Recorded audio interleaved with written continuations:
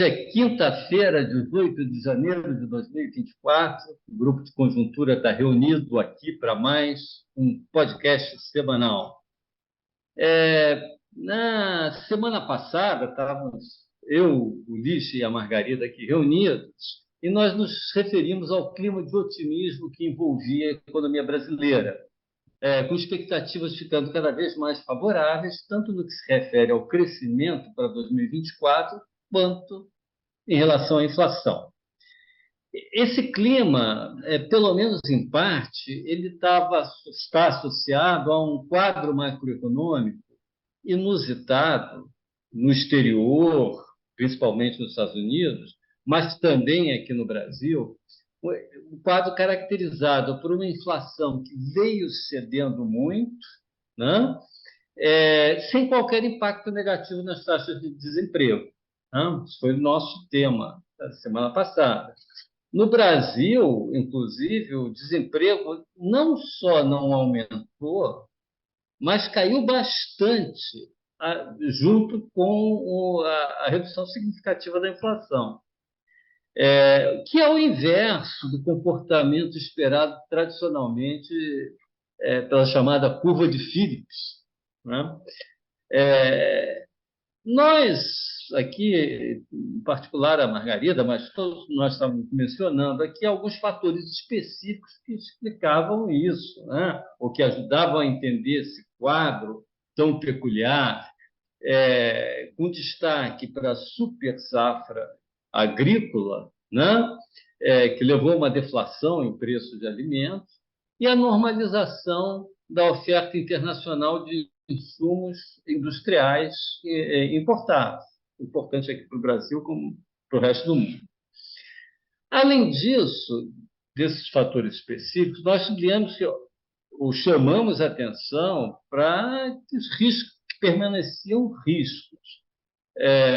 Primeiro, o sempre lembrar do risco fiscal, num contexto em que as metas de resultado primário provavelmente não serão cumpridas, a dívida pública seguirá em sua trajetória ascendente. Em segundo lugar, o fato de que provavelmente haverá uma reversão dos choques positivos de oferta, sobretudo o choque agrícola, né, sobre os preços. E, por fim, os riscos externos, embora aparentemente até ali nós estávamos vendo como tendo uma perspectiva não tão preocupante em face da hipótese predominante de um pouso suave da economia internacional. Mas quem é que dá importância para o fato de haverem fatores específicos, não reprodutíveis, por trás de um quadro muito bom? Quem liga para riscos quando tudo parece estar dando certo, como estava aparecendo? Havia uma clara predisposição dos mercados e dos analistas em minimizar os riscos, o que se refletia nas projeções, como a do Boletim Focus, e nas cotações do mercado financeiro. Porém, nos últimos 3 dias, essa confiança, esse estado de otimismo e de confiança sofreu um abalo. Não um mega abalo, mas sofreu um abalo. Alguns sintomas dessa mudança, né, são os seguintes. O Ibovespa, a Bolsa de Valores, né, que nos últimos 30 dias tinha oscilado em torno de 132 mil pontos, chegou até a bater em 134 num certo momento, mas vinha oscilando em torno de 132 mil, nos últimos 3 dias despencou. E nessa quinta-feira, agora há pouco, ele já tinha mergulhado para um nível abaixo de 128 mil pontos, estava 127.700, alguma coisa assim, vindo lá de uma média de 132. A taxa de câmbio, que no mês de dezembro ficou numa média de R$ 4,90 por dólar, No último dia 15 estava em 4,85, abaixo da média de dezembro, 4,85. Mas nesses últimos 3 dias já subiu dos 4,85 para 4,94. Era a cotação agora há pouco, né? Então, uma escalada aí. Os juros futuros também acompanharam esse movimento de alta, né? O que aconteceu? O que fez, o que provocou esta mudança? A evolução do cenário internacional nessa semana, esse foi o fator principal, mostrou que os fatores de risco existentes são bem mais concretos do que pareciam. Eu vou me referir a três deles. Primeiro, os fatores geopolíticos, né? Existe a guerra desde outubro passado, né? A guerra entre Israel e Hamas. Se temia que esse conflito pudesse se ampliar. E agora o que está acontecendo? Há sinais de que isso, de fato, poderá ocorrer. Primeiro, o Irã atacou alvos no Iraque e no Paquistão, em 2 países, né? Isso é muito grave. E hoje, notícia super recente, o Paquistão revidou com um ataque a alvos iranianos no Irã, né? No Mar Vermelho, conflitos já vêm já há algumas semanas, né? Mas agora os rebeldes Houthis atacaram um navio americano, que é gravíssimo, né? E os Estados Unidos estão revidando, atacando alvos no Iêmen. Ou seja, o espalhamento do conflito Israel-Hamas por toda a região não está aparecendo mais apenas uma hipótese teórica, né? Agora é uma hipótese que está se tornando bem mais concreta, né? E se essa escalada que a gente está vendo aí evoluir para um conflito amplo, isso inevitavelmente vai afetar preços do petróleo, de algumas outras commodities, vai prejudicar o comércio internacional e poderá causar sérios danos à economia mundial em 2024. Então, isso aí, de repente, entrou no radar de uma forma muito mais clara do que antes. O segundo fator, além dos riscos geopolíticos, é a política monetária internacional, né? Juros, inflação nas economias avançadas. A onda de otimismo dos investidores internacionais em relação à proximidade do início do ciclo de baixa dos juros nos Estados Unidos, mas também na Europa, né? E ao ritmo até razoável, né?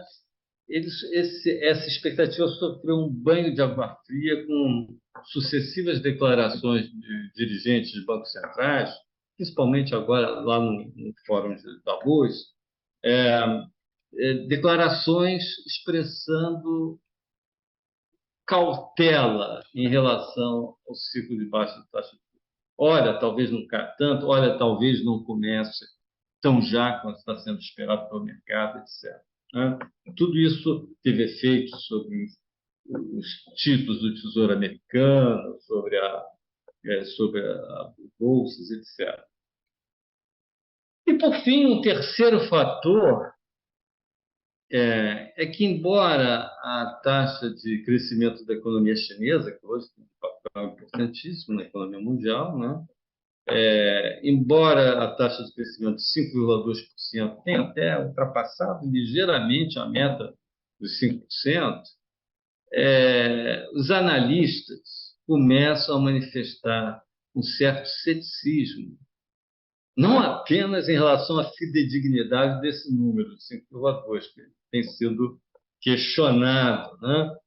Mas também com relação à capacidade da economia chinesa de alcançar um crescimento satisfatório em 2024, face à continuidade dos fatores que estão travando ela, a crise, sobretudo a crise no setor imobiliário, e as expectativas dos consumidores chineses, e a falta de medidas de estímulo relevantes, de pacote, como no passado fez o governo chinês.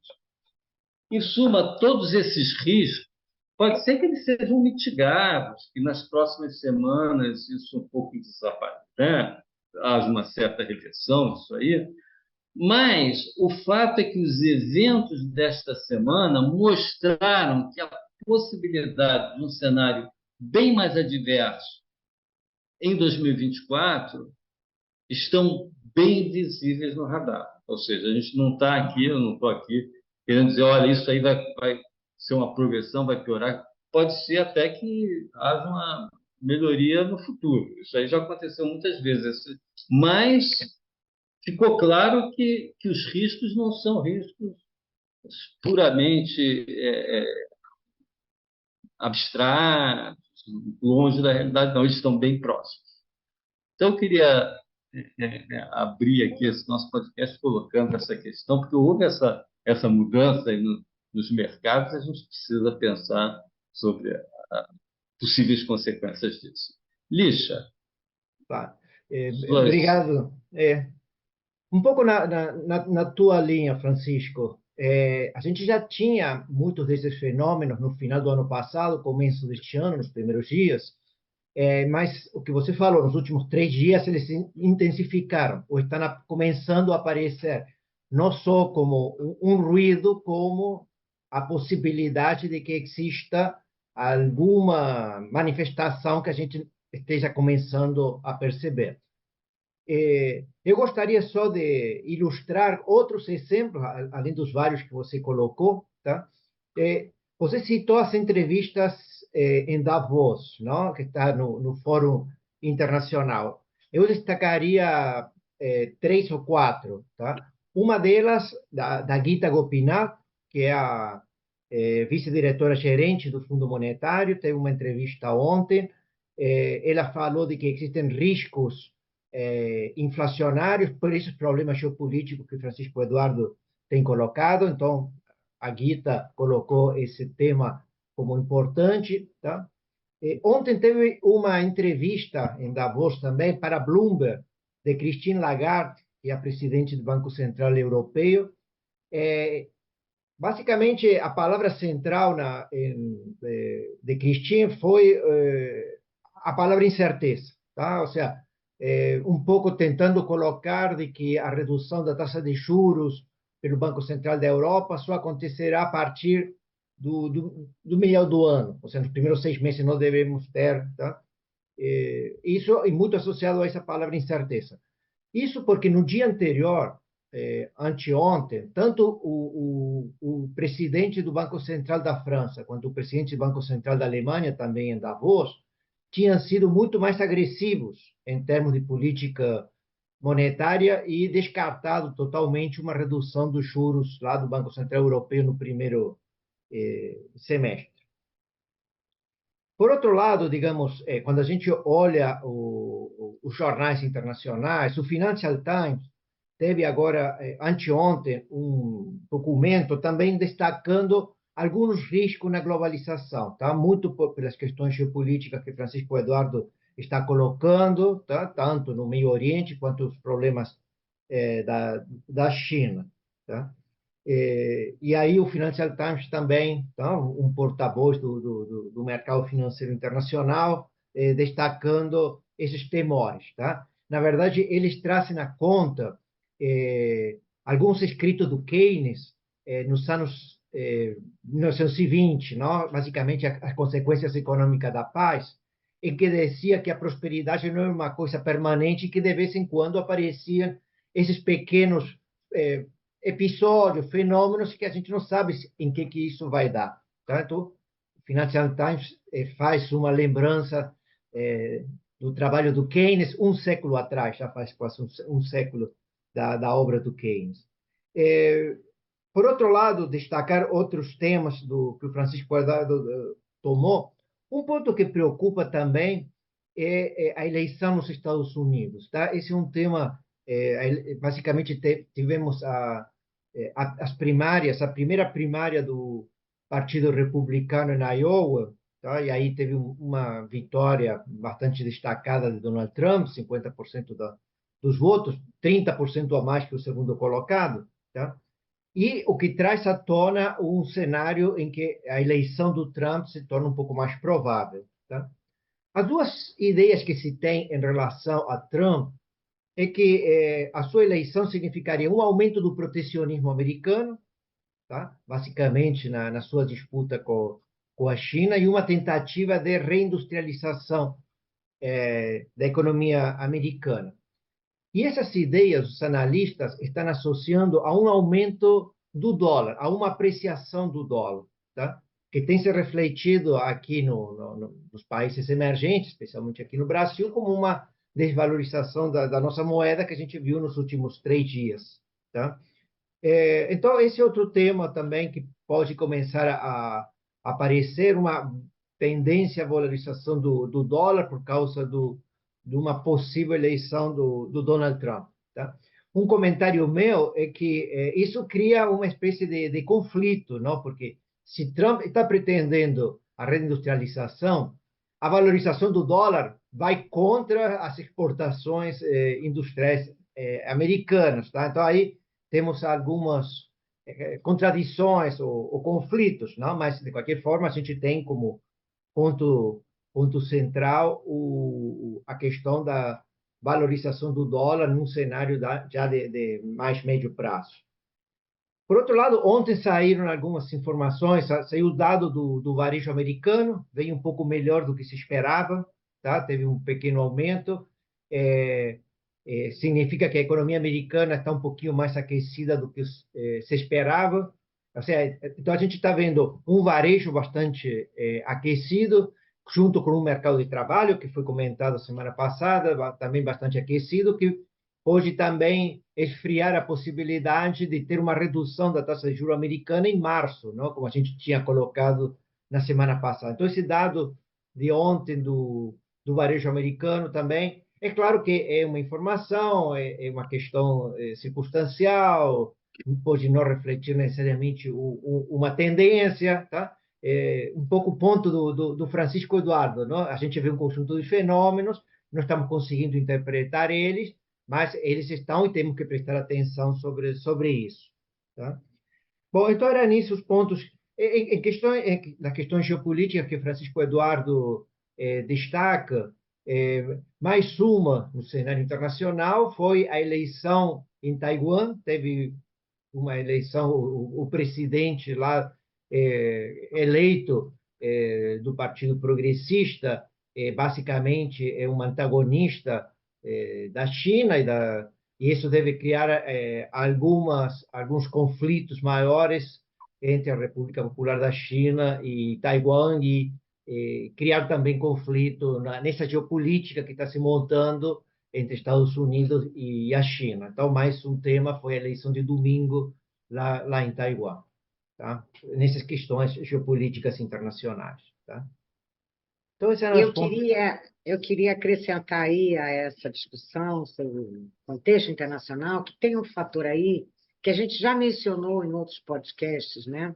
Mas que ele é muito presente hoje e todo mundo sabe que isso está acontecendo. O déficit público americano, né? Ele está crescendo muito, ele está enorme, e a economia americana, como a sociedade americana, hoje está vivendo um momento de uma politização muito grande, aliás, já há alguns anos, né? Então, não se espera que, vencendo Trump ou um democrata, que haverá alguma redução aí, um ajuste fiscal. Eu acho que Trump nem ou eventualmente um outro presidente americano não vão promover um ajuste fiscal para as contas, né, de governo americanas. Então, com isso, a gente projetando isso no tempo, o déficit primário é enorme, né? A condição de solvência da dívida pública americana mudou, porque as taxas de juros hoje são mais altas, né? Então, aquela facilidade que se tinha, juros muito baixos contra crescimento, né, que facilitava uma condição estável para a dívida pública PIB, já não tem mais na economia americana. E com isso tudo, o que a gente tem pela frente, e isso é um dado muito objetivo, uma pressão nos juros dos títulos públicos americanos. os juros do T10, por exemplo, eles deverão permanecer altos. Quase que eu diria, vou usar uma palavra um pouco forte, mas independentemente não, mas independentemente da taxa básica de juros do Fed. Porque aí a gente tem, nesses mercados de títulos públicos ou de títulos privados, o que que faz essas, o que que determina essas taxas de juros? É o jogo da demanda e da oferta de títulos. Então, se a gente pode esperar daqui para frente uma necessidade de financiamento do setor público americano, quer seja para rolar parte da dívida e financiar o déficit público, a gente vai ter uma oferta de títulos públicos em mercado americano mais alta. Então, com isso, o preço desses títulos tenderá a cair. E, por conta disso, os juros embutidos nesses títulos tenderão a ser menores. E a gente está falando de uma economia que é americana, que ela condiciona fluxos de capitais. Então, tudo que acontece no mercado financeiro americano é um mercado que é capaz de absorver imensos fluxos de capitais, né? Então, um mercado financeiro desse porte, ele vai atrair, por conta de um diferencial de juros de mercado, né, mais alto a favor da economia americana, ela tende a atrair um fluxo de capitais para si que vai levar a uma valorização do dólar, também entrando aí, quer dizer, um reforço para a valorização do dólar, para que vai levar a uma valorização do dólar.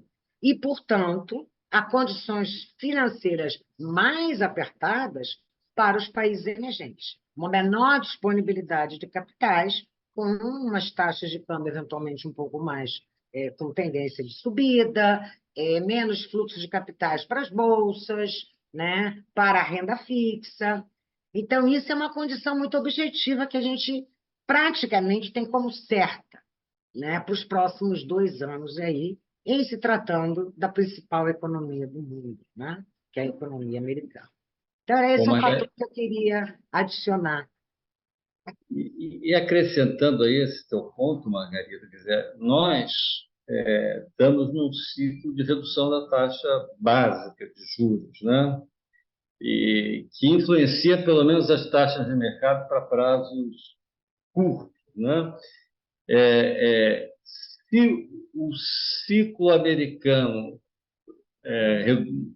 se retarda, né, em termos de redução, e se as taxas de mercado também permanecerem no ponto alto, o spread, a diferença, vai entre as taxas brasileiras e as americanas vai diminuir, né?